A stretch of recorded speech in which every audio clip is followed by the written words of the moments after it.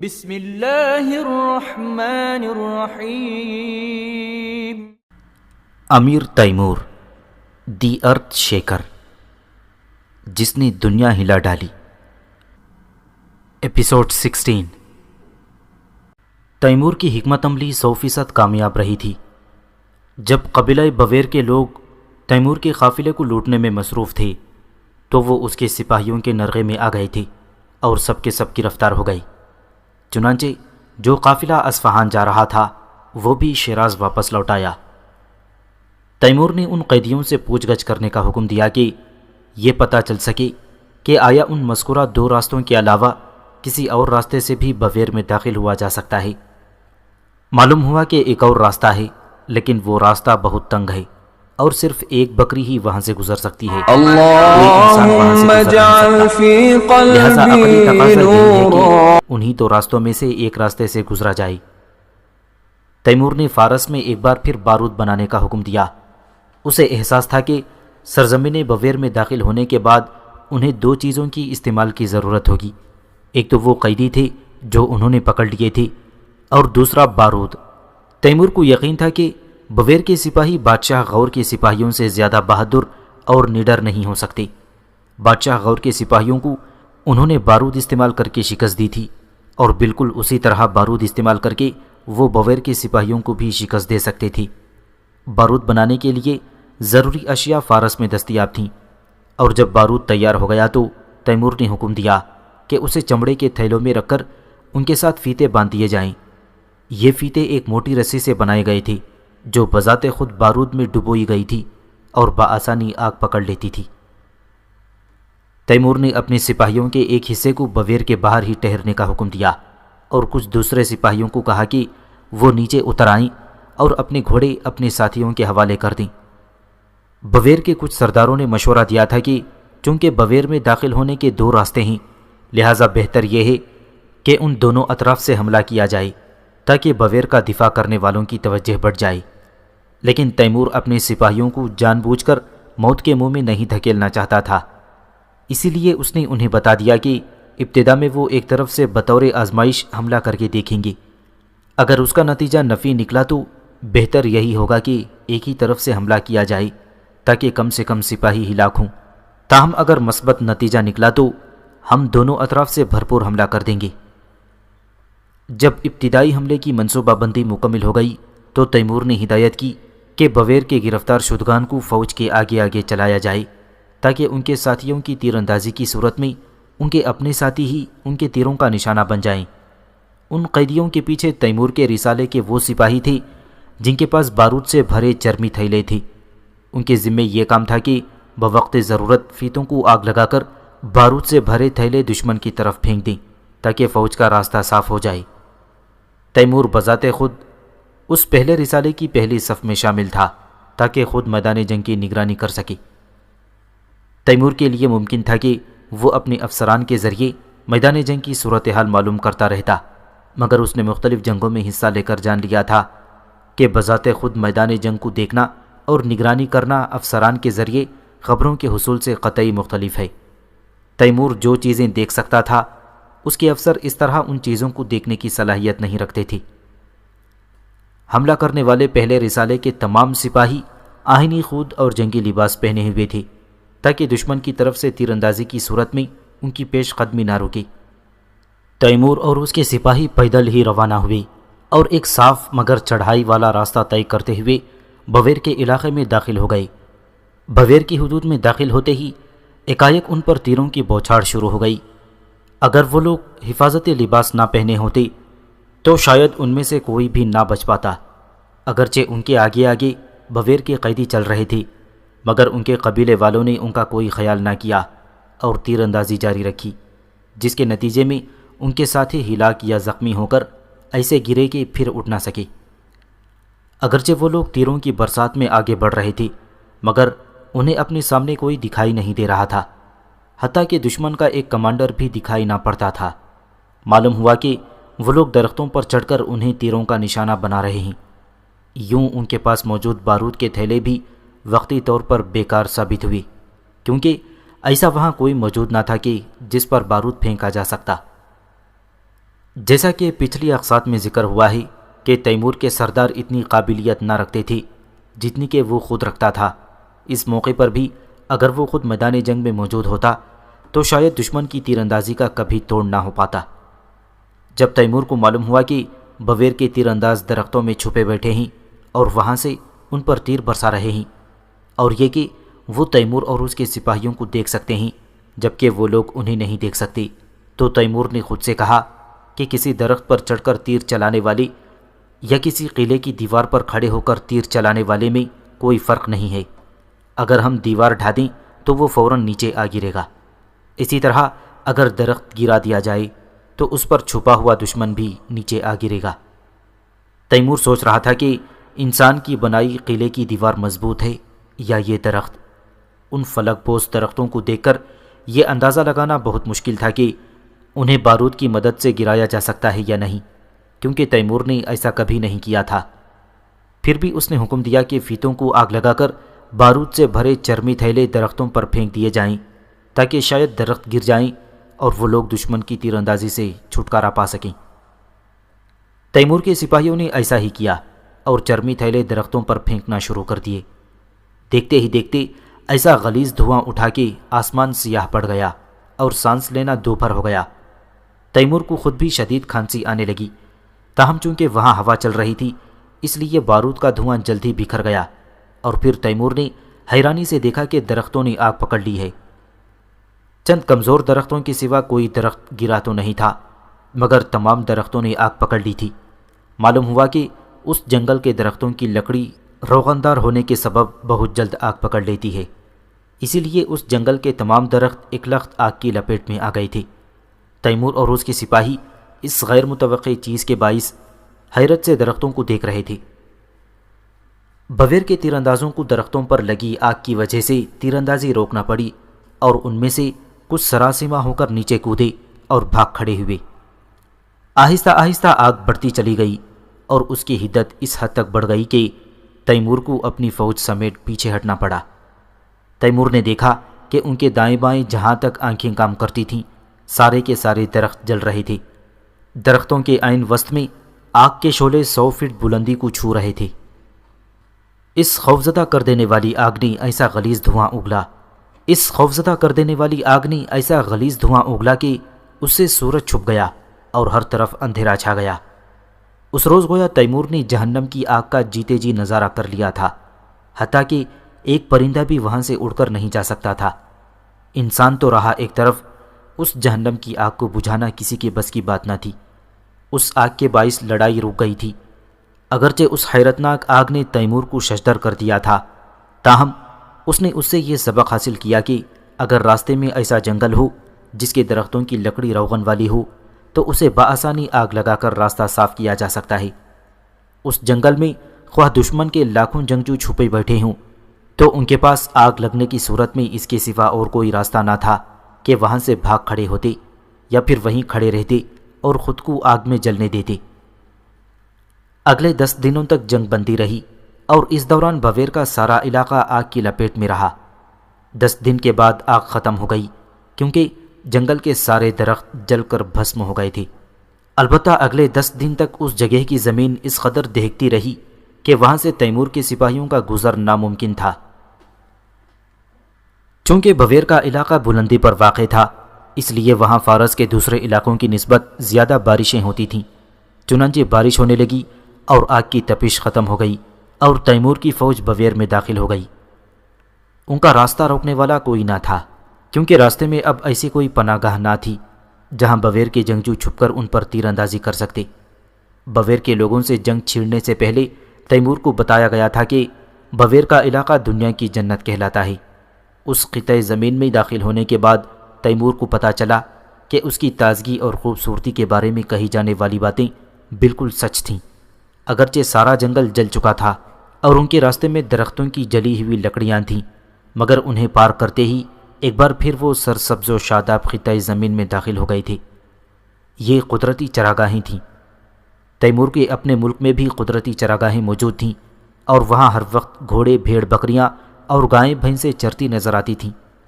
اب ان کے سامنے جو چراگاہ تھی وہ تقریباً 6 کلومیٹر گہری تھی۔ مگر تیمور نے وہاں کسی گھوڑے یا دوسرے مویشی کو چرتے نہیں دیکھا۔ معلوم ہوا کہ بویر کے لوگوں نے ان کے آنے کی خبر ملتے ہی اپنے جانوروں کو دوسرے علاقوں میں منتقل کر دیا تھا۔ جب تیمور اپنی فوج کے ساتھ وہاں پہنچا تو اس نے اپنے افسروں میں سے ایک دلیر افسر قرا خان کو حکم دیا کہ اپنے گھوڑے جنہیں وہ پیچھے چھوڑ آئے تھی وہ یہاں لائیں۔ انہوں نے گھوڑے پیچھے اس لیے چھوڑ دیے تھے کیونکہ انہیں معلوم تھا کہ آگے دشوار گزار راستہ ہے، مگر اس عظیم آگ کے جس نے جنگل کا نام و نشان مٹا کر راستہ صاف کر دیا تھا، گھوڑوں کو پیچھے چھوڑنا قطعی غیر اہم تھا، کیونکہ تیمور نے دیکھا تھا کہ وہاں کی زمین ہموار تھی اور وہ گھوڑوں پر سوار ہو کر چل اور جنگ کر سکتے تھے۔ تیمور نے قرا خان کو ہدایت کی کہ وہ گھوڑوں کا چارہ بھی ساتھ لیتا آئے۔ اگرچہ وہاں وسیع و عریض چراگاہیں تھیں، مگر تیمور گھوڑوں کو ان چراگاہوں پر چھوڑنا نہیں چاہتا تھا، کیونکہ دوران جنگ گھوڑوں کو خشک چارہ کھلایا جاتا ہے۔ دوسری صورت میں گھوڑے بھرے ہوئے پیٹ کے باعث چلنے سے عاجز آتے ہیں۔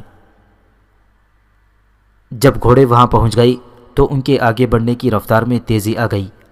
وہ بدستور ہری بھری گھاس سے بھرپور ہموار سرزمین سے گزر رہے تھے۔ تیمور اچھی طرح جانتا تھا کہ بویر کے جنگجو اس ہموار جگہ پر انہیں نشانہ بنانے کی غلطی نہیں کریں گے، کیونکہ وہ جانتے تھے کہ اگر انہوں نے سوار حالت میں تیمور کے سپاہیوں کو ہموار میدان میں للکارا تو سب کے سب بآسانی مارے جائیں گے۔ تیمور کو یقین تھا کہ وہ ان کے مقابلے کے لیے کسی جنگل یا پہاڑوں والے علاقے کا انتخاب کریں گے۔ 2 دن تک مسلسل سفر کے بعد وہ دریا کے کنارے پہنچ گئی جو پانی سے لبالب بھرا ہوا تھا۔ جب وہ اس دریا کو عبور کر رہے تھے تو اس پانی کی سطح ان کے گھوڑے کے پیٹ تک پہنچ رہی تھی۔ حالانکہ ابھی موسم بہار شروع ہوا تھا اور نہ ہی دریاؤں کی طغیانی کا موسم تھا۔ تیمور نے اندازہ لگایا کہ اس دریا سے موسم بہار کے دوران گزرنا مشکل ہوگا۔ تیمور کو بتایا گیا کہ وہاں 2 اور دریا بھی تھے اور ان میں بھی پانی کی فراوانی تھی۔ اگرچہ اس دریا کا پانی کناروں کو چھو رہا تھا، مگر تیمور کو دریا کے کنارے کھیتی باڑی کے کوئی آثار نظر نہ آئے۔ معلوم ہوا کہ وہاں کے لوگ کھیتی باڑی کی اہمیت سے بے خبر ہیں اور انہیں ایسا کوئی حکمران بھی میسر نہ آیا تھا جو انہیں کھیتی باڑی پر آمادہ کر سکتا۔ تیمور کو بھی انہیں کھیتی باڑی سکھانے کا کوئی شوق نہ تھا، بلکہ وہ تو انہیں سبق سکھانے آیا تھا۔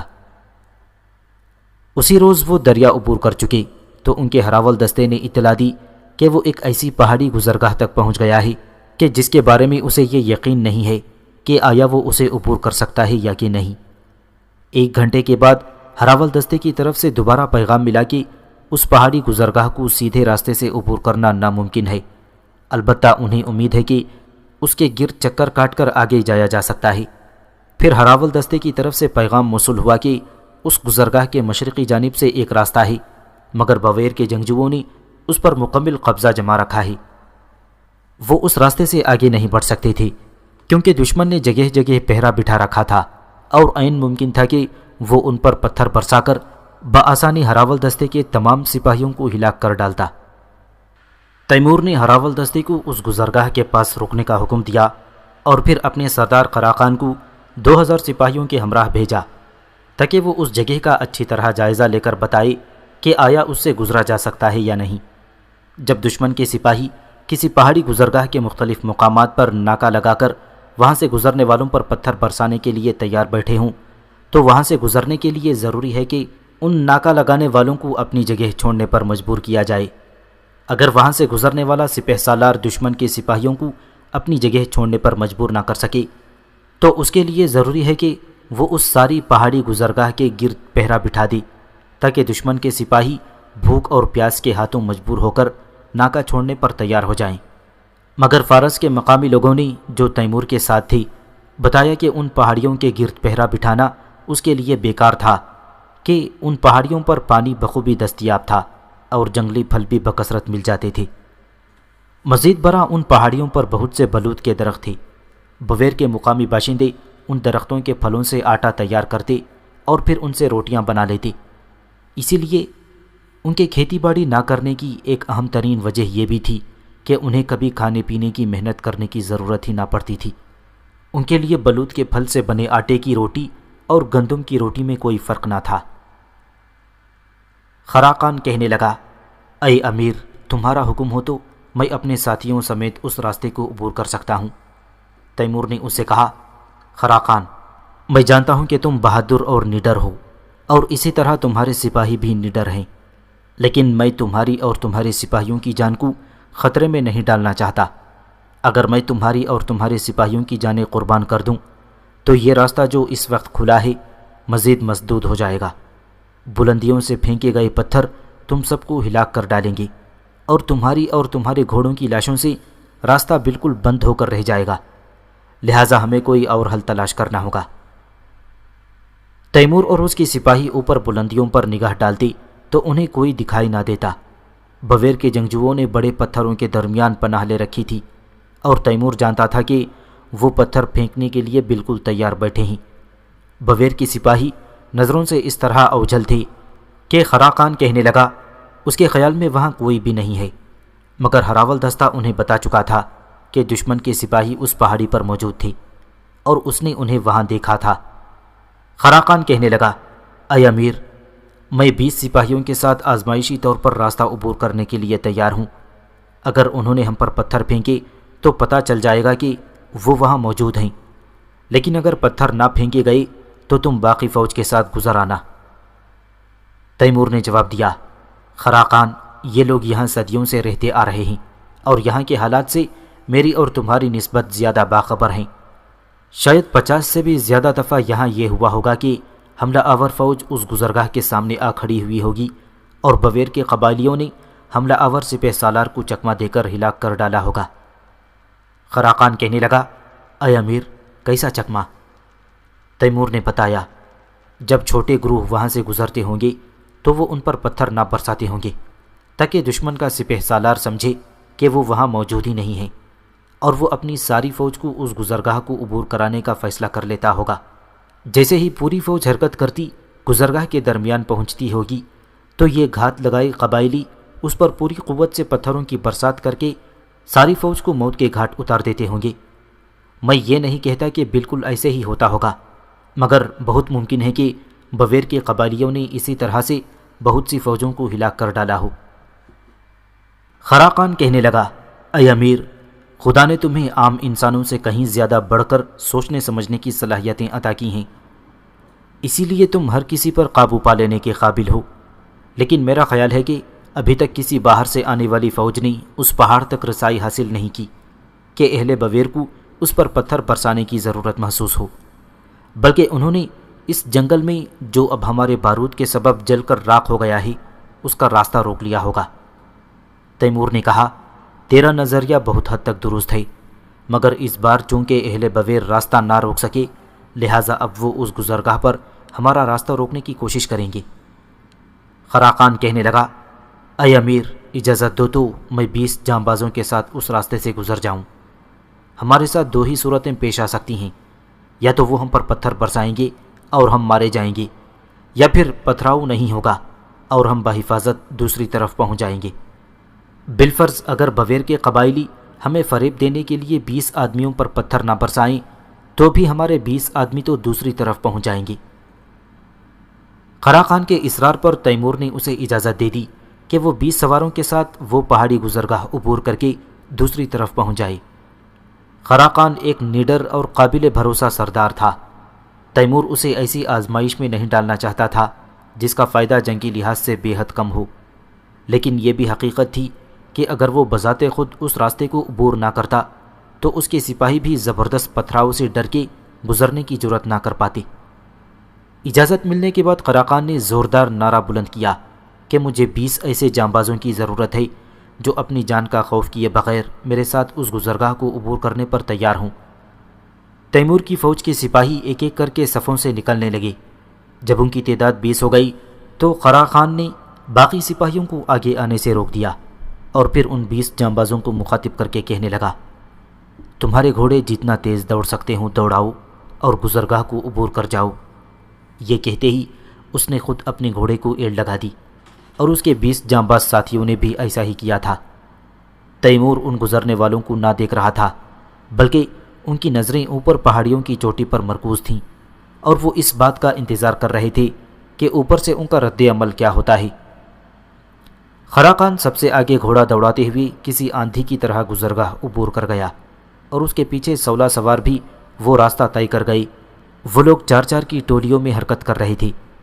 جب آخری ٹولی وہاں سے گزرنے لگی تو تیمور کو پہاڑوں پر پتھروں کے لڑکنے کی گڑگڑاہٹ سنائی دی۔ پہاڑی کا وہ راستہ عمودی نہ تھا بلکہ ڈھلوان کی صورت میں تھا، اور اس پر سے بڑے بڑے پتھر لڑکتے ہوئے نیچے آ رہے تھے۔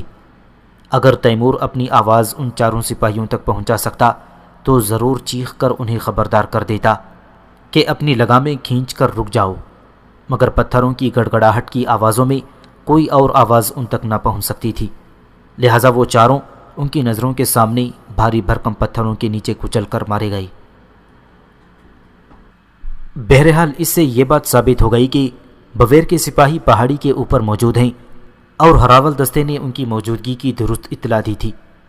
دوسرا یہ کہ بویر کے قبائلی اتنے زیرک اور چالاک نہیں ہیں جتنا کہ تیمور انہیں سمجھ رہا تھا، کیونکہ اگر وہ ان کی جگہ ہوتا تو ان 20 سپاہیوں کو بحفاظت گزر جانے دیتا، اور جب پوری فوج وہاں سے گزرنے لگتی تو بھرپور پتھر برسا کر انہیں غفلت میں ہلاک کر ڈالتا۔ جس راستے سے قراقان اور اس کے ساتھی گزر رہے تھے وہ پہلے ہی خاصا تنگ تھا، اور اب 4 سپاہیوں اور ان کے کچلے ہوئے گھوڑوں کی لاشوں اور پتھروں کے باعث بالکل ہی مسدود ہو گیا تھا، لہٰذا اب وہاں سے گزرنے کے لیے لاشوں کو ہٹانا ضروری تھا۔ تیمور نے 10 سپاہیوں کو طلب کیا اور ان سے کہا کہ وہ اس گزرگاہ میں داخل ہوں اور لاشوں تک پہنچ جائیں، مگر آگے نہ بڑھیں۔ تیمور کو اندازہ ہو گیا تھا کہ پہاڑ کی بناوٹ کچھ اس طرح کی تھی کہ دشمن صرف ایک مقام کو نشانہ بنا سکتا تھا، راستے کی ابتدا اور انتہا پر پتھر نہیں لڑکایا جا سکتا۔ تیمور کے حکم سے اس کے 10 سپاہی اس گزرگاہ میں داخل ہو گئے، اور وہ سب کے سب اوپر دیکھ رہے تھے کہ کہیں کوئی پتھر تو لڑکتا ہوا نہیں آ رہا۔ تاہم جب وہ لاشوں کے قریب پہنچ کر رک گئے تو اسی لمحے لڑکنے کی خوفناک گڑگڑاہٹ سنائی دی، اور تیمور کے سپاہی بڑی تیزی سے پیچھے ہٹائے۔ پہاڑی کے اوپر سے لڑکائے گئے پتھر ایک بار پھر بے جان لاشوں کو کچلتے ہوئے گہری کھائیوں میں جا گرے۔ اب یہ بات ثابت ہو گئی تھی کہ دشمن اس خاص مقام کے علاوہ کہیں اور پتھر نہیں گرا سکتا تھا۔ اگرچہ یہ بات اتنی فائدہ مند نہ تھی، مگر پھر بھی لڑائی کے دوران دشمن کی صلاحیتوں کے بارے میں بات جان لینا ضروری ہوتا ہے۔ تیمور کو یہ فکر لاحق تھی کہ اپنی فوج کو وہاں سے کیسے گزارے اور اسے ان پتھروں کے عذاب سے بچا کر کیسے آگے لے جائے کہ اچانک اس کی نظر پہاڑ کی بلندی پر پڑی اور اس نے دیکھا کہ کوئی شخص وہاں سے اشارے کر رہا ہے۔ تیمور کو یہ دیکھ کر سخت تعجب ہوا کہ وہ شخص قراقان تھا۔ جب قراقان نے یہ دیکھا کہ تیمور کی توجہ اس کی جانب مبذول ہو گئی ہے تو وہ اپنے دائیں طرف اشارہ کرنے لگا اور بار بار ہونٹوں پر انگلی بھی رکھنے لگا۔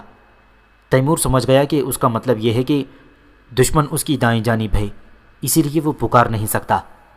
تیمور کو بھی اس لیے وہ چپ رہنے کا اشارہ کر رہا تھا تاکہ وہ بھی اسے نہ پکارے، ورنہ دشمن کو اس کی موجودگی کا پتہ چل سکتا تھا۔ یہ بات صاف ظاہر تھی کہ قراقان پہاڑی گزرگاہ پار کر کے اپنے گھوڑے سے اتر آیا اور پہاڑ پر چڑھنے کا راستہ تلاش کر کے وہاں تک پہنچ گیا۔ اس کا راستہ یقیناً ایسا تھا کہ دشمن اسے نہ دیکھ پایا، مگر یہ بات بھی واضح تھی کہ جو لوگ قراقان کو نہ دیکھ سکے وہ تیمور اور نیچے موجود سپاہیوں کو بخوبی دیکھ سکتے تھے، اور اگر وہ قراقان کو مسلسل دیکھتے رہتے یا اشاروں اور آوازوں سے اسے پیغام پہنچانے کی کوشش کرتے تو دشمن فوراً جان لیتا کہ ان کے آدمی اوپر پہاڑی پر پہنچ چکے ہیں اور چوکن نہ ہو جاتا۔ لہذا تیمور نے اپنے افسروں کو ہدایت کی کہ تمام سپاہیوں کو اچھی طرح یہ بات سمجھا دیں کہ اوپر پہاڑ کی طرف مسلسل نہ دیکھیں اور نہ ہی اشارے وغیرہ کریں، تاکہ دشمن کو ان کے ساتھیوں کی پہاڑ پر موجودگی کا علم نہ ہونے پائے۔ قراقان کے ساتھ چند اور لوگ بھی دکھائی دیے۔ یہ وہی جانباز سپاہی تھے جو قراقان کے پیچھے راستہ عبور کرنے میں کامیاب ہو گئے تھے۔ اس نے اس بار اپنے بائیں طرف اشارہ کیا، جس کا مطلب تھا کہ اس طرف سے اس تک پہنچا جا سکتا ہے۔ تیمور کو اندازہ تھا کہ وہ دشمن کی نگاہوں میں ہے، لہذا تیمور نے ایک سردار سے کہا کہ وہ جائے اور یہ سمجھنے کی کوشش کرے کہ قراقان کیا کہہ رہا ہے۔ اگر اس کی بات سمجھ میں نہ آئے تو ایک باریک سی رسی تیر کے ساتھ باندھ کر قراقان کی طرف بھیج دے، تاہم اس رسی کا دوسرا سرا ایک موٹی سی رسی کے ساتھ بندھا ہوا ہونا چاہیے۔ قراقان سمجھ جائے گا کہ رسی کی مدد سے آدمی اس تک بھیجنا چاہتے ہیں تاکہ اس کا پیغام سمجھ سکیں۔ لہذا خراقان کے آدمیوں اور تیمور کے درمیان رابطہ قائم ہو گیا۔ نیچے موجود سپاہی ایک ایک کر کے رسی کی مدد سے اوپر پہنچ کر خراقان کے ساتھ مل رہے تھے۔ اسی دوران تیمور نے اپنے آدمیوں کو حکم دیا کہ اس گزرگاہ کی طرف حرکت کریں تاکہ اوپر بیٹھے دشمن کی توجہ نیچے مبذول رہے اور وہ خراقان کی طرف توجہ نہ دے پائے۔ اس طرح تقریباً 500 سپاہی رسی کی مدد سے پہاڑ پر چڑھ کر خراقان سے جا ملے۔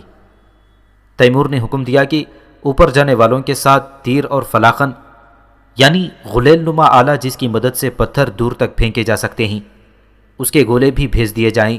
اگر پہاڑ کے اوپر پہنچ کر پتھر کافی تعداد میں موجود تھے، مگر ممکن تھا کہ تیمور کے آدمیوں کو وہاں گولے بنانے کا وقت نہ ملتا۔ تیمور نے اوپر پہنچنے والے سپاہیوں کی قیادت خراقان کو سونپ دی اور اسے ہدایت دی کہ اوپر موجود دشمن پر حملہ کر کے ان کا شیرازہ بکھیر دے۔ جب خراقان اور اس کے ساتھیوں نے دشمن پر حملہ کیا تو تیمور انہیں دیکھ نہ سکتا تھا، مگر لڑنے والوں کی آوازیں پہاڑی کے اوپر سے صاف سنائی دے رہی تھیں۔ بعض اوقات کوئی خوفناک چیخ ابھرتی اور یہ اس شخص کی آواز ہوتی جو زخم کھا کر پہاڑ سے نیچے آ گرتا اور دوبارہ چیخنے کے قابل نہ رہتا۔ ان گرنے والوں میں سے کچھ تیمور کے سپاہی اور کچھ بویر کے قبائلی بھی تھے۔ جب تیمور کے سپاہی یا بویر کے جنگجو پہاڑ سے نیچے گرتے اور زمین سے ٹکراتے تو ان کی ہڈیاں چٹک جاتی، تو تیمور اپنے اندر کے احساس کا امتحان لیتا کہ آیا اس پر اس منظر کا کتنا اثر ہوتا ہے۔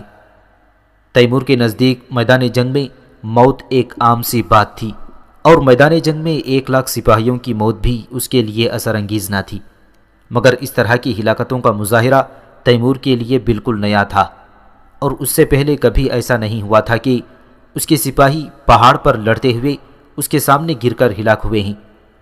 تاہم تیمور کے دل کی دھڑکنوں میں کوئی ارتعاش پیدا نہ ہوا، اور ان ہلاکتوں کا اثر اس پر ایسا ہوا تھا کہ جیسے وہ لوگ تلوار کے وار سے مارے جا رہے ہوں۔ پھر تیمور کو احساس ہوا کہ اس طرح کی موت تلوار یا نیزے کے زخم سے ملنے والی موت سے بہتر تھی۔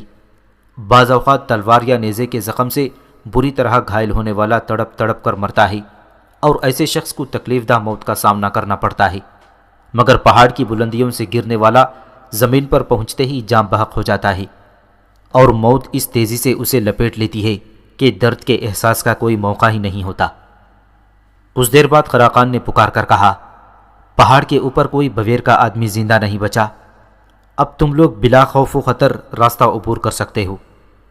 تیمور نے حکم دیا کہ راستے کو پتھروں اور انسانی لاشوں سے صاف کیا جائے تاکہ سارے فوجی وہاں سے بآسانی گزر سکے۔ اگرچہ خراقان نے کہا تھا کہ پہاڑ کے اوپر دشمن کا کوئی آدمی باقی نہیں بچا، مگر پھر بھی معمول کے مطابق تیمور نے احتیاط کا دامن نہ چھوڑا۔ تیمور نے پہلے ہراول دستے کو آگے بھیجا اور اسے ہدایت کی کہ لمحہ بلمحہ اسے آگاہ کرتا رہے کہ ان کا راستہ صاف ہے یا نہیں۔ بہرحال تیمور کی ساری فوج اس گزرگاہ کو عبور کر گئی، اور وہ لوگ ایک میدان میں پہنچ گئے جہاں ایک دریا بہہ رہا تھا۔ تیمور نے سورج کی طرف نگاہ کی اور دیکھا کہ دن کا تھوڑا ہی وقت باقی بچا ہے، تاہم ان کے آگے پہاڑیاں تھیں۔ جس وقت وہ لوگ ان پہاڑیوں پر پہنچتے تو رات کا اندھیرا پھیل جاتا۔ دشمن کی سرزمین پر رات کے وقت ان پہاڑیوں کو عبور کرنا انتہائی خطرناک کام ثابت ہو سکتا تھا، لہذا تیمور نے وہیں دریا کے کنارے چھاؤنی قائم کرنے کا حکم دیا۔ پھر اس نے خیمہ گاہ کی چاروں طرف پہرے داروں کی 3 صفیں متعین کر دیں، کیونکہ اس بات کا خطرہ تھا کہ بویر کے جنگجو ان پر شبخون مارنے کی کوشش کریں گے۔ جب ان لوگوں نے آگ جلا کر کھانا پکانا شروع کیا تو خراقان آ پہنچا اور پہاڑ کے اوپر ہونے والی لڑائی کی تفصیلات بتانے لگا۔ اس نے بتایا کہ پہلے اس کے پاس صرف 16 آدمی تھے، مگر پھر جب تیمور نے 500 سپاہیوں کی کمک مزید بھیج دی تو انہوں نے بویر کے جنگجوؤں پر، جو کہ 500 ہی کی تعداد میں تھے، بھرپور حملہ کر دیا۔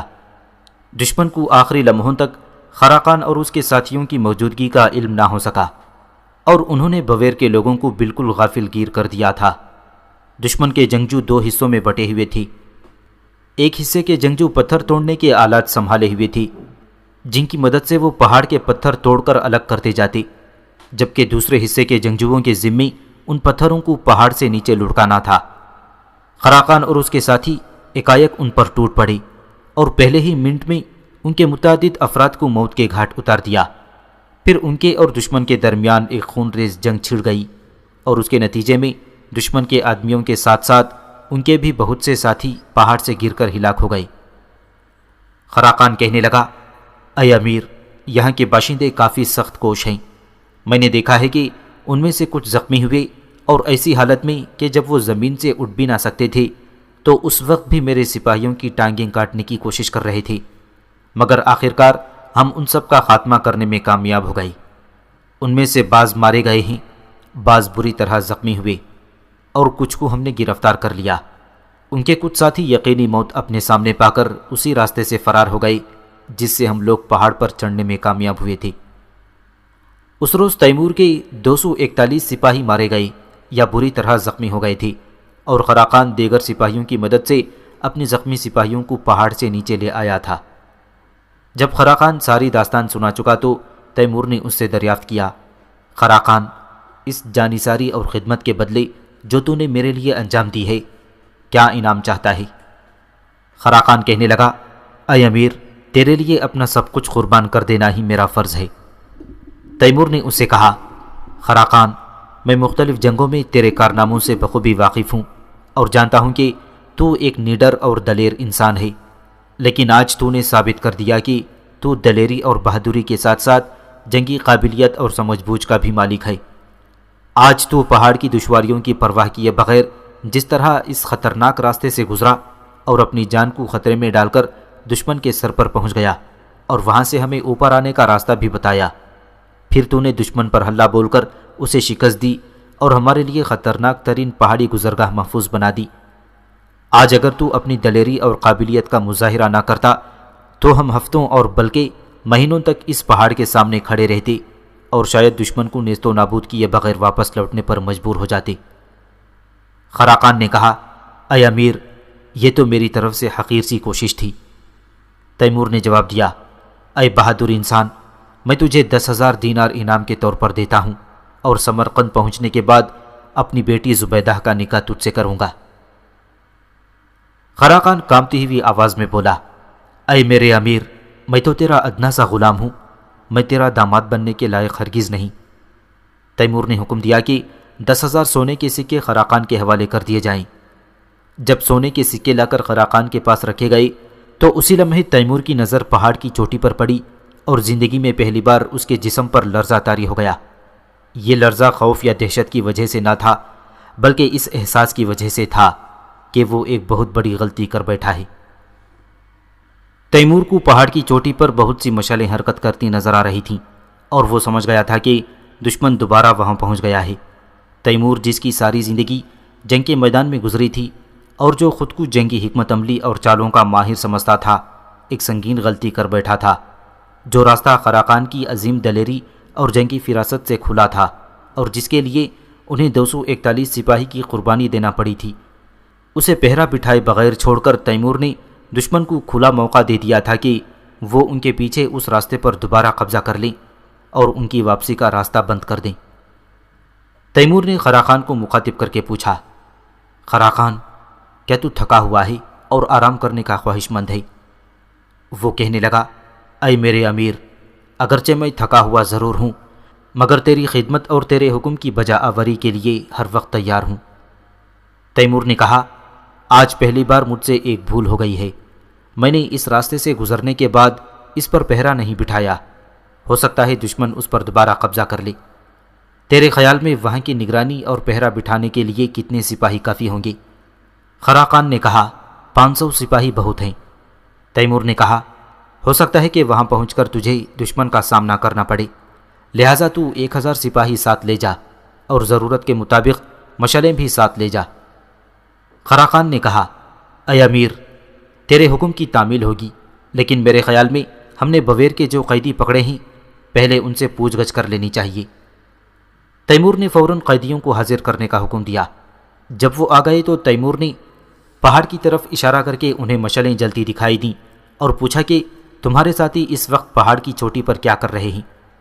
ان میں سے ایک نے بولا، وہ لوگ اپنے مردہ ساتھیوں کی لاشیں اٹھا رہے ہیں اور زخمیوں کی مرہم پٹی کے لیے لے جا رہے ہیں۔ اس شخص کی بات درست معلوم ہوتی تھی مگر تیمور کے لیے اتنا کافی نہیں تھا، اس لیے اس نے دوسرے قیدی سے پوچھا، تمہارے ساتھی رات کی تاریکی میں لاشیں کیوں اٹھانے آئے ہیں؟ کیا وہ صبح ہونے کا انتظار نہیں کر سکتے؟ اس نے جواب دیا، اے امیر، یہاں گوشت کھانے والوں کی بہتات ہے جو مردوں کا گوشت کھا جائیں گے، اور دوسری وجہ یہ ہے کہ زخمیوں کو مرہم پٹی اور فوری توجہ کی ضرورت ہوتی ہے۔ یہ جواب بھی معقول تھا۔ پھر بھی تیمور نے تیسرے قیدی سے، جو دوسروں کی نسبت اعلیٰ مقام کا مالک نظر آتا تھا، دریافت کیا، کیا تمہارے لوگ اس راستے کو دوبارہ بند کر سکتے ہیں جس سے ہم ابھی گزر کر آئے ہیں؟ اس آدمی نے حیرت سے پوچھا، وہ اسے دوبارہ کیوں بند کریں گے؟ اس راستے کو دوبارہ بند کرنے کا کیا فائدہ ہوگا؟ تیمور نے کہا، فائدہ یہ ہے کہ جب ہم واپس جانا چاہیں تو وہ لوگ ہمارے لیے مشکلات کھڑی کر سکتے ہیں۔ وہ شخص کہنے لگا، اے امیر، تمہیں واپس جانے پر کون مجبور کر سکتا ہے؟ اور اگر جانا چاہو تو تمہارا راستہ روکنے کی جرات کون کرے گا؟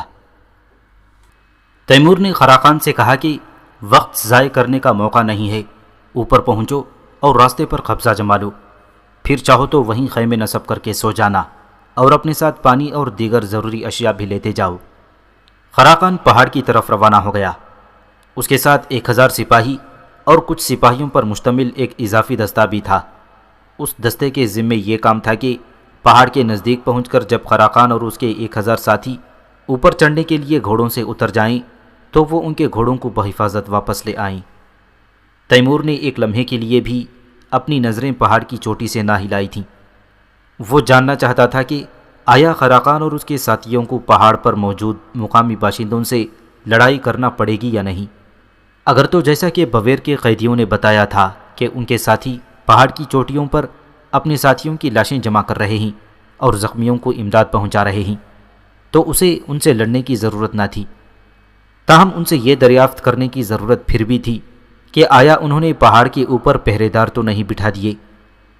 اس لیے یہ ضروری نہ تھا کہ تیمور اس بارے میں خراقان کو مناسب ہدایات دیتا، وہ خود موقع کی مناسبت سے فیصلہ کرنے کی صلاحیت رکھتا۔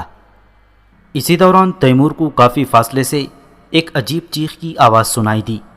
تیمور نے اس قیدی کو بلا کر، جو دوسرے قیدیوں سے ممتاز نظر آتا تھا، دریافت کیا کہ یہ آواز کیسی تھی۔ وہ کہنے لگا، یہ عورتوں کے رونے پیٹنے کی آوازیں ہیں۔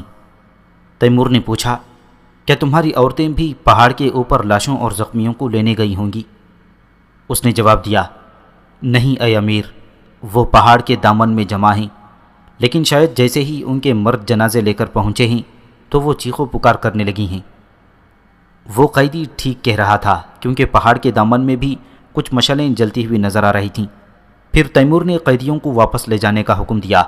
عورتوں کے ماتم کرنے کی آوازیں کچھ دیر تک آتی رہیں، پھر ان میں وقفہ آتا گیا اور آہستہ آہستہ وہ بالکل بند ہو گئیں۔ قیدیوں کے جانے کے بعد تیمور بہت مضطرب تھا، اسے نیند نہیں آ رہی تھی۔ اس گزرگاہ کو کھلا چھوڑنے کی غلطی اسے بار بار کچوکے لگا رہی تھی اور وہ بار بار خود کو سرزنش کر رہا تھا۔ بہرحال جلدی خراقان کی طرف سے ایک قاصد آیا اور اس نے یہ خبر دی کہ راستہ کھلا ہوا ہے اور دشمن نے اس پر پہرا نہیں بٹھایا تھا۔ خراقان نے راستے کو نگرانی میں لے لیا تھا۔ یہ خبر پا کر تیمور کو قدرے سکون حاصل ہوا اور وہ سونے کے لیے تیار ہو گیا۔ تاہم اس نے سونے سے پہلے اپنے خیمے کا معائنہ کیا اور افسروں کو ہدایت کی کہ وہ دشمن کے شبخون کے لیے تیار رہیں اور ہرگز غافل نہ ہوں۔ اس کے بعد وہ حسب معمول جنگی لباس میں ہی بستر پر لیٹ گیا اور سونے کی کوشش کرنے لگا۔ ابھی صبح طلوع نہ ہوئی تھی کہ تیمور کی آنکھ کھل گئی۔ تیمور اٹھ کر خیمے سے باہر نکل آیا۔ اس کے سپاہی ابھی سو رہے تھے۔ تیمور نے دریا کے کنارے وضو کیا اور اپنی سفری مسجد میں فجر کی نماز ادا کرنے کے بعد ناشتہ لانے کا حکم دیا۔ تیمور کی عادت تھی کہ دوران جنگ، خاص طور پر رات کو جب دشمن کے حملے کا خطرہ ہوتا تو کھانا نہ کھاتا تھا، کیونکہ اسے نیند طاری ہونے اور سستی چھانے کا اندیشہ ہوتا تھا۔ تیمور کا نظریہ تھا کہ ایک سپہ سالار کی نیند ہلکی ہونی چاہیے۔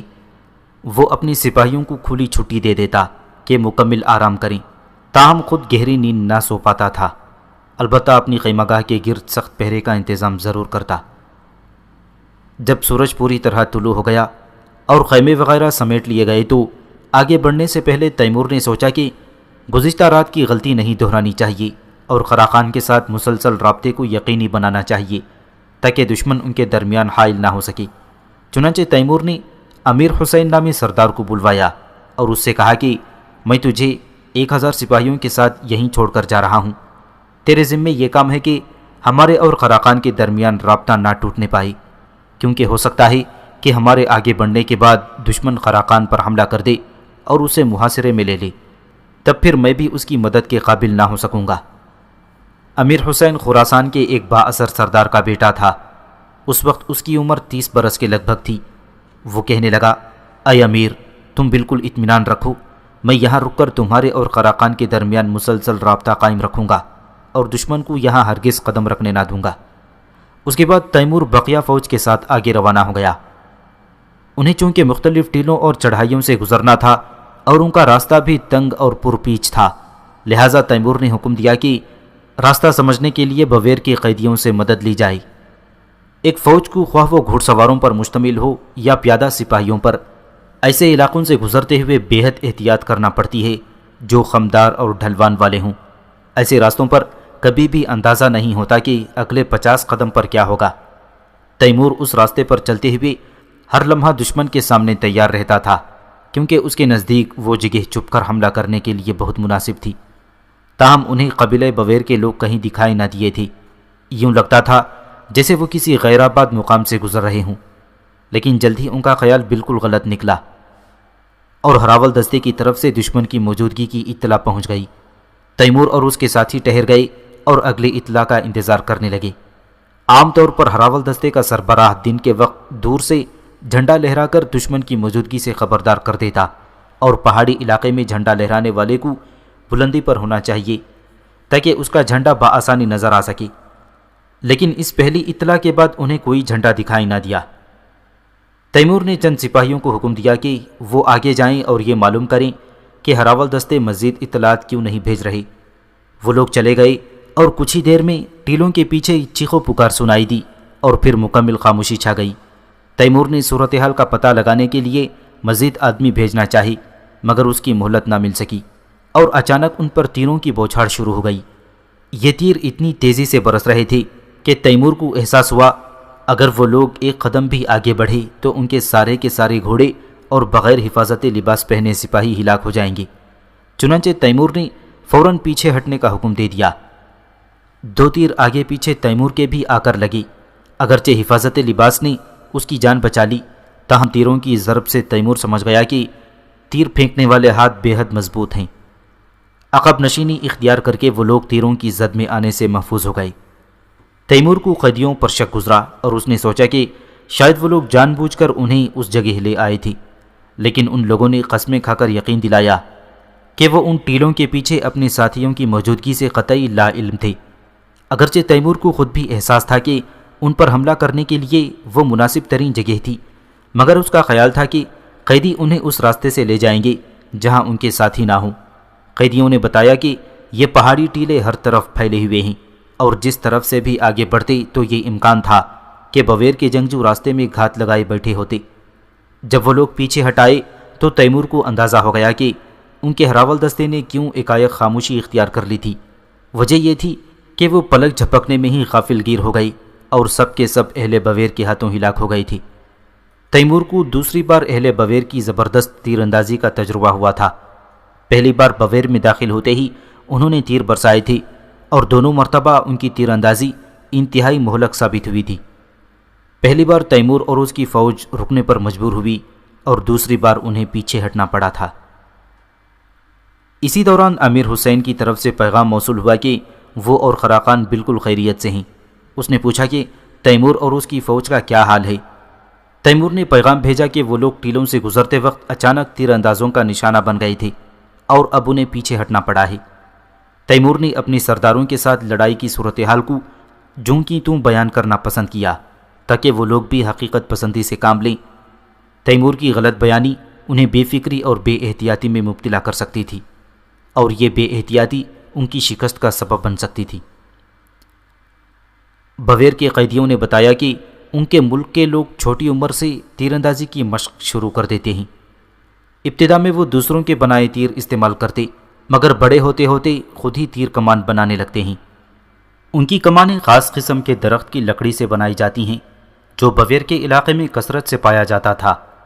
کمان کی زہ بھی یہ لوگ خود ہی تیار کرتے تھے، اور سب سے اچھی زہ وہ ہوتی تھی جسے بکری کی آنتوں سے تیار کیا جاتا تھا۔ بکریاں بھی بویر کی سرزمین پر بہت زیادہ تعداد میں پائی جاتی تھیں۔ کمان تیار کرنے، زہ بنانے اور تیر بنانے کے مخصوص گر تھے جن سے وہاں کے لوگ وقت کے ساتھ ساتھ آگاہ ہوتے جاتے تھے۔ بویر کے جنگجو جو تیر استعمال کرتے تھے ان کے سروں پر دھات کی نوکیں نہ ہوتی تھیں بلکہ پتھر سے بنی نوکیں استعمال کی جاتی تھیں۔ بویر میں ایک خاص قسم کا پتھر پایا جاتا تھا، اسے تراش کر تیر کی بے حد تیز نوک بنائی جاتی تھی۔ ایسا تیر دھاتی نوک کی طرح ہی جسم میں اتر جاتا تھا۔ قیدیوں نے مزید بتایا کہ ان کے ملک میں 3 بڑے جشن منائے جاتے تھے۔ ایک جشن نوروز تھا، دوسرا آگ کا جشن اور تیسرا مقابلہ تیر اندازی کا جشن۔ جشن نوروز بہار کے موسم میں منایا جاتا اور آگ کا جشن موسم خزاں میں۔ بویر کے رہنے والے مسلمان تھے، لیکن چونکہ مسلمان ہونے سے پہلے وہ لوگ مجوسی تھے، لہٰذا اس وقت بھی اپنی رسومات کو سینے سے لگائے ہوئے تھے اور ہر سال موسم خزاں میں آگ کا جشن ضرور مناتے تھے۔ تیمور نے قیدیوں سے پوچھا کہ آیا ان کے ملک میں اب بھی آتش کدے موجود ہیں، مگر انہوں نے نفی میں جواب دیا۔ بعد ازاں جب تیمور شام پہنچا تو اسے ابن خلدون نے بتایا کہ مجوسیوں نے قدیم زمانے میں آتش کدے اس لیے بنائے تھے کہ اس زمانے میں آگ جلانے کا باقاعدہ طریقہ وضع نہ ہوا تھا۔ پرانے زمانے کے مجوسی کھانے پکانے اور سردیوں کے موسم میں گرمی حاصل کرنے کے لیے کسی خاص مقام پر مستقل آگ جلائے رکھتے تھے اور وہ اسے بجھنے نہ دیتے تھے۔ اگر وہ بجھ جاتی تو ان کے پاس اسے دوبارہ جلانے کا وسیلہ نہ ہوتا تھا۔ اسی وجہ سے ان کے ہر گاؤں میں آتش کدہ موجود ہوتا اور ہر شہر میں بہت سے آتش کدے مل جاتے تھے۔ ان آتش کدوں کے نگران اور پہرے دار ہوتے تھے جو انہیں مسلسل ایندھن فراہم کر کے بجھنے سے بچائے رکھتے۔ جب کبھی شہر کے لوگ کھانا وغیرہ پکانا چاہتے تو وہ ان آتش کدوں میں جاتے اور وہاں سے آگ بھر کر اپنے گھر لے جاتے اور گھر میں موجود چولہا جلا لیتے۔ مجوسیوں کا عقیدہ تھا کہ آگ، پانی، زمین اور ہوا ان کے خدا کی طرف سے عطا کردہ عظیم ترین نعمتیں ہیں۔ جس زمانے میں آگ جلانے کا طریقہ وضع نہ ہوا تھا تو مجوسیوں کے نزدیک آگ کی اتنی اہمیت تھی کہ ان کے ہاں دلہن کا تحفہ بھی آگ سے بھرا ہوا برتن ہوتا تھا۔ تیمور نے بویر کے قیدیوں سے پوچھا، کیا ایسا ممکن ہے کہ ہم ان ٹیلوں میں سے جانے کے بجائے ان کا چکر کاٹ کر آگے جا نکلیں اور بویر کے تیر اندازوں کے تیروں سے محفوظ رہیں؟ وہ کہنے لگے، ہاں، اور شمال کی طرف اشارہ کر کے کہنے لگے، اس طرف سے ایک راستہ ہے جس کے ذریعے تم ان ٹیلوں کا چکر کاٹ سکتے ہو، مگر تمہیں وہاں تک پہنچنے کے لیے طویل راستہ طے کرنا ہوگا۔ تیمور نے انہیں بتایا کہ وہ طویل راستوں سے تھکن کا شکار نہیں ہوتی کیونکہ اس کے سپاہی ہمہ وقت سفر میں رہتے ہیں۔ پھر تیمور نے اپنی سپاہیوں کو جمع کیا اور کہنے لگا، ان ٹیلوں کے گرد چکر کاٹنے کے لیے ہمیں شمال کی طرف سفر کرنا ہوگا۔ قیدیوں نے ہمیں راستہ بتایا ہے، مگر چونکہ وہ دشمن ہیں اس لیے ہم ان کے بتائے راستے پر آنکھیں بند کر کے نہیں چل سکتے۔ تاہم ممکن ہے کہ وہ سچ بول رہے ہوں، کیونکہ وہ جانتے ہیں کہ اگر انہوں نے جھوٹ بولا تو وہ مارے جائیں گے۔ اس وقت دشمن کے تیر انداز ان ٹیلوں میں چھپے ہوئے ہیں اور ہمیں نہیں معلوم کہ ہمارے آگے چلے جانے کے بعد وہ امیر حسین اور خراقان کے سپاہیوں کو مار ڈالیں گے یا نہیں۔ میرا خیال ہے کہ ہمیں یہاں سے آگے بڑھنے سے قبل 2 برجیں بنا دینی چاہیے اور امیر حسین کو بھی 1 یا 2 برجیں تعمیر کر لینی چاہیے۔ برجہاں تعمیر کرنے کے بعد ہم پہرے داروں کا دستہ یہاں چھوڑ جائیں گے تاکہ دشمن ہمارا راستہ نہ کاٹ سکے۔ ان کے پاس اچھا مسالہ تیار کر کے برجیاں تعمیر کرنے کا وقت نہیں تھا، اس لیے انہوں نے کچی اینٹوں سے ہی برجیاں تیار کر لیں، جن کے سانچے تیمور کے سپاہیوں نے خود بنوائے تھے۔ تیمور نے امیر حسین کو بھی کہلا بھیجا کہ وہ بھی برجیاں تعمیر کر لے تاکہ بویر کے تیر انداز اسے غفلت میں نہ ڈالیں۔ پھر دونوں پہاڑیوں پر 2 برجیاں تعمیر کر لی گئیں اور تیمور نے 500 سپاہیوں کو پہرے کی ذمہ داری سونپ کر آگے بڑھنے کا حکم دے دیا۔ اب ان کا راستہ سرسبز زمین سے گزرتا تھا اور وہاں غافل گیر ہو جانے کا امکان نہ تھا، لہٰذا وہ تیز رفتاری سے آگے بڑھ رہے تھے۔ وہ مسلسل 2 روز تک سفر کرتے رہے۔ اس سرسبز خطے کو عبور کر کے ان کے شمالی کنارے پر پہنچ گئے۔ چونکہ جلدی ایک جنگ چھڑنے کا امکان تھا، اس لیے تیمور نے اپنی سپاہیوں کو آرام کرنے کی اجازت دے دی۔ پھر تیمور نے ان سپاہیوں کو جو زرہ اور حفاظتی لباس پہنے ہوئے تھے الگ کر کے ان کی ایک الگ سپاہ بنا لی۔ تیمور کے یہ سپاہ پیادہ تھی کیونکہ ان کے پاس گھوڑوں کو تیر اندازی سے بچانے کے وسائل نہ تھے۔ اگر یہ سپاہی گھوڑوں پر سوار ہوتے تو دشمن کے تیر انداز ان سب کے گھوڑوں کو منٹوں میں تیروں سے نشانہ بنا کر مار ڈالتے، اور چونکہ تیمور کی فوج گھڑ سواروں کی فوج تھی، لہٰذا ان کے لیے گھوڑوں کی بے حد اہمیت تھی۔ اس وسیع اور کشادہ زمین کے شمال میں ایک گزرگاہ تھی، انہیں اس سے گزر کر مشرق کی طرف جانا تھا۔ اس کشادہ گزرگاہ میں کوئی انہیں اچانک غافل گیر نہ کر سکتا تھا، تاہم اسے عبور کرنے کے بعد وہ ایک ایسے علاقے میں پہنچ گئی جو مختلف پہاڑیوں پر مشتمل تھا، اور ممکن تھا کہ وہاں ان پر دوبارہ حملہ ہو جاتا۔ چنانچہ تیمور نے یہاں پہنچتے ہی اپنے رسالے کو آگے روانہ کر دیا، جو کہ اس سپاہ پر مشتمل تھا جو حفاظتی لباس پہنے ہوئے تھی اور پیادہ سپاہیوں پر مشتمل تھا۔ تیمور بذات خود گھڑ سواروں کے ساتھ آگے بڑھ رہا تھا۔ پیدل زرہ پوش سپاہی جانتے تھے کہ انہیں بویر کے جنگجوؤں سے اس طرح الجھ جانا ہے کہ گھڑ سوار سپاہی بھی ان کے سر پر پہنچ جائیں اور ان کو دو طرف سے حملے کا نشانہ بنایا جا سکے، اور بویر کے تیر اندازوں کو تیر چلانے کا زیادہ موقع نہ مل سکے۔ جس راستے سے وہ آگے بڑھ رہے تھے ایسا وہ چٹانوں پر مشتمل راستہ تھا کہ جس میں بہت سی ڈھلوانیں تھیں۔ دوپہر کے وقت ہراول دستے نے پیغام دیا کہ اسے دشمن نظر آ رہا ہے۔ تیمور نے اپنے پیادہ سپاہیوں کو ہدایت کی کہ وہ حملے میں پہل نہ کریں۔ بویر کے جنگجوؤں نے حسب معمول پہلے تیروں سے تیمور کی فوج کو نشانہ بنایا۔ تیمور نے تیر اندازوں کے انداز اور پہلے دستے کی اطلاعات کے لحاظ سے میدان جنگ کی وسعت کا اندازہ لگا لیا، اور اپنی فوج کا ایک حصہ ریزرو کے طور پر محاذ کے پچھلی جانب چھوڑ کر دشمن کی پیٹھ پر حملہ آور ہو گیا۔ تیمور بذات خود پہلی صف میں گھوڑا دوڑا رہا تھا اور اہل بویر کو یہ سبق سکھانے کے لیے تیار تھا کہ جس شخص کا نام امیر تیمور ہے تو اس کی طاقت کیسی ہے۔ تیمور کے افسر جانتے تھے کہ جب تیمور بذات خود صف اول میں شامل ہو کر لڑنے کے لیے جائے تو اسے روکنا نہیں ہے، کیونکہ تیمور اس کی باتوں کو چاپلوسی اور خوشامد کرنے کے مترادف سمجھتا تھا۔